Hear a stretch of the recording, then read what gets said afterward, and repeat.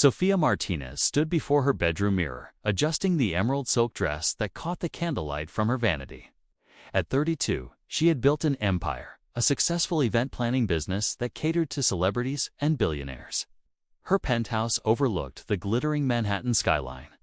Her calendar was filled with galas and premieres, yet her heart remained an empty ballroom, echoing with unfulfilled dreams. "You deserve this," she whispered to her reflection, though doubt flickered in her coffee-brown eyes. 3 blind dates, 3 chances, 3 opportunities her best friend Maya had orchestrated, insisting that Sophia's perfect life needed just one missing piece, someone to share it with. What Sophia didn't know was that these 3 disasters would become the greatest teachers of her life. The restaurant was everything dreams were made of. Crystal chandeliers casting rainbow prisms across white tablecloths, a pianist playing Chopin in the corner, roses adorning every surface. Sophia arrived 15 minutes early, her heart thundering like a symphony building to crescendo. Then Marcus walked in, tall, impeccably dressed in a midnight blue suit, with a smile that could launch 1,000 ships. Sophia felt her breath catch. He was perfect, too perfect. "You're even more beautiful than your photos," Marcus said, pulling out her chair with practiced elegance. For the first hour, Sophia barely heard a word he said.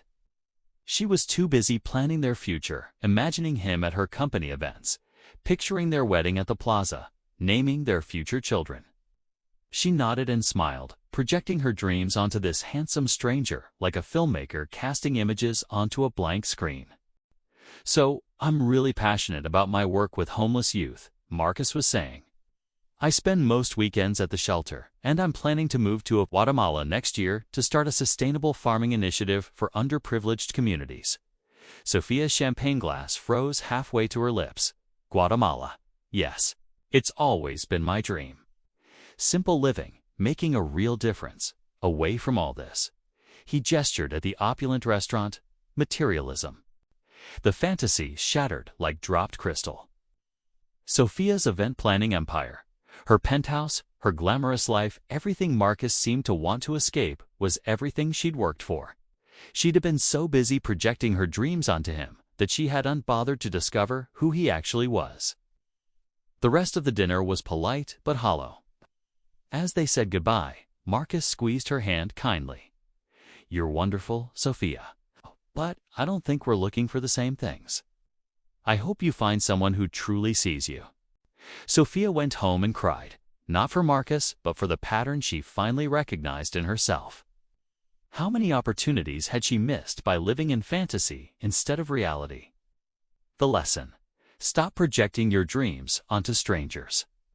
Listen more than you imagine. Real love begins with seeing people as they are, not as you need them to be. 2 weeks later, Sophia sat across from date number 2 at a trendy rooftop bar overlooking the Hudson River. The sunset painted the sky in shades of amber and rose gold, and James, a successful architect with kind eyes, seemed genuinely interested in getting to know her. But Sophia had learned her lesson too well. This time, she would be perfect, mysterious, impressive.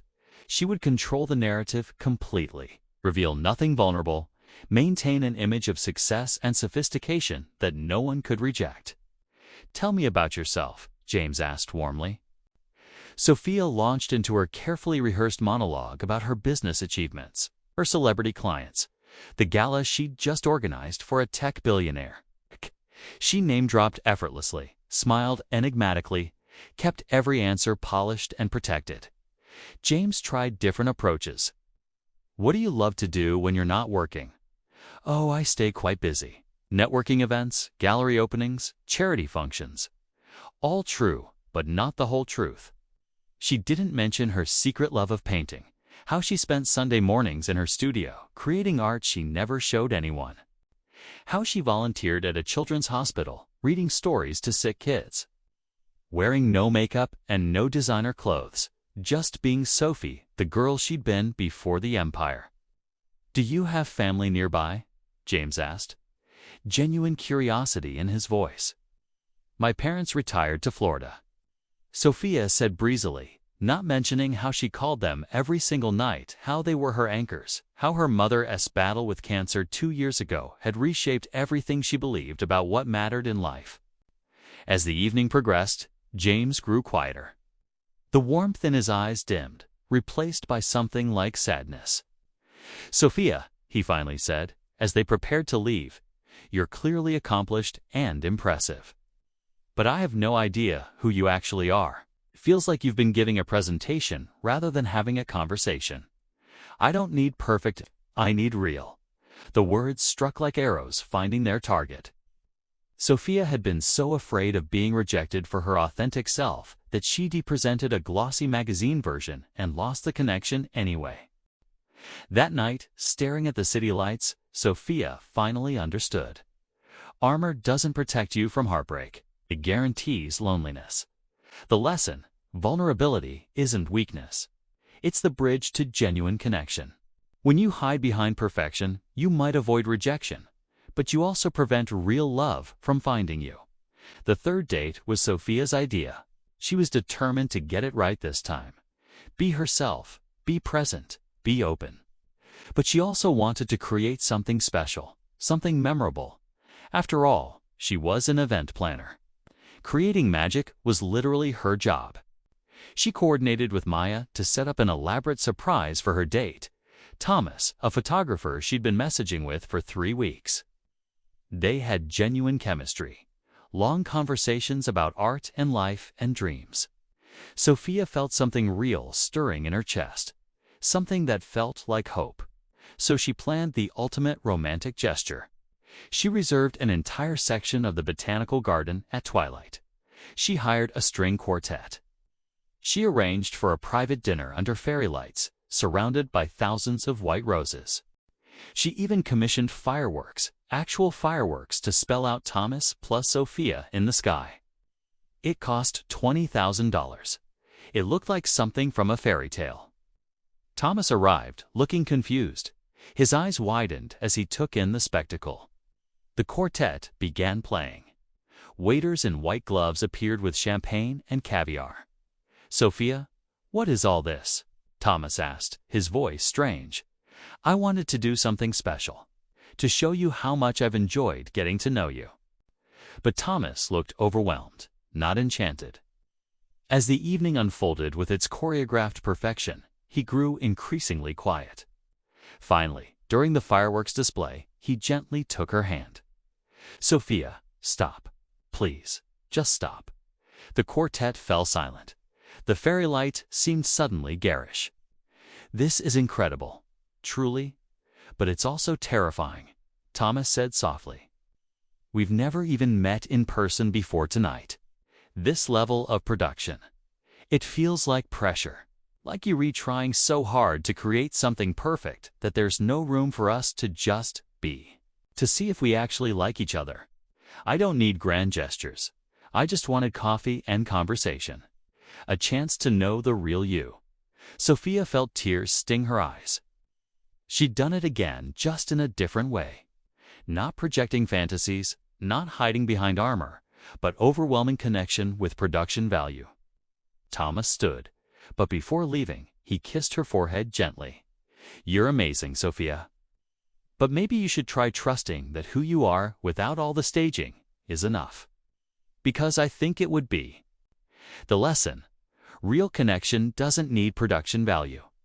Grand gestures can't substitute for genuine presence. Sometimes love needs space to grow naturally, without forced perfection. Sophia spent the next month soul-searching. She journaled, she talked to her mother, she painted in her secret studio. She realized that behind every disaster was a deeper fear, that she, just as she was, might not be enough. 3 months later, she was in a coffee shop, paint-stained jeans, messy bun, no makeup, sketching in her journal. She wasn't trying to meet anyone. She was just being Sophie. "Is that a hummingbird?" She looked up into warm brown eyes. A man about her age, also in paint-stained clothes, holding a sketchbook of his own. "Yeah, I'm terrible at birds," she laughed. "May I?" He sat down, showing her a simple technique. They talked about art, about the children's hospital, where they both volunteered different days they'd never crossed paths, about the beauty of small, ordinary moments. His name was Daniel. They talked for 3 hours. No fantasy projections, no armor, no grand gestures. Just two humans, seeing each other clearly, sharing space honestly. When he asked for her number, Sophia said yes. Their first official date was coffee and a walk in Central Park. Simple.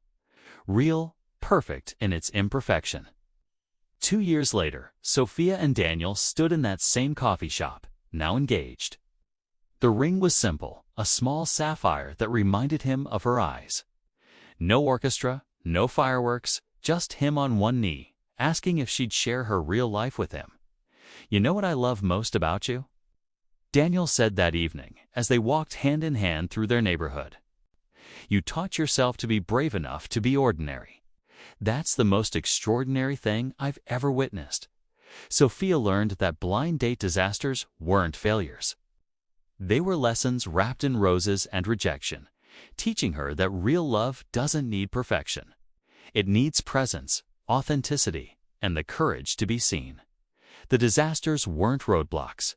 They were the road itself, leading her home to herself, and eventually to love. How to avoid these disasters? Come to dates with curiosity, not conclusions. Ask questions. Listen deeply. Let people reveal themselves instead of projecting your needs onto them. Risk being imperfect. Share your real stories, your vulnerabilities, your ordinary joys. Connection happens in authenticity, not perfection. Keep it simple. You don't need to prove your worth with grand gestures. Your presence, your attention, your genuine interest, these are the gifts that matter. Remember, you are enough, exactly as you are. The right person won't need convincing through fantasy, armor, or production. They'll just need you real, present, and brave enough to be seen. Your perfect love story doesn't start with perfection. It starts with truth.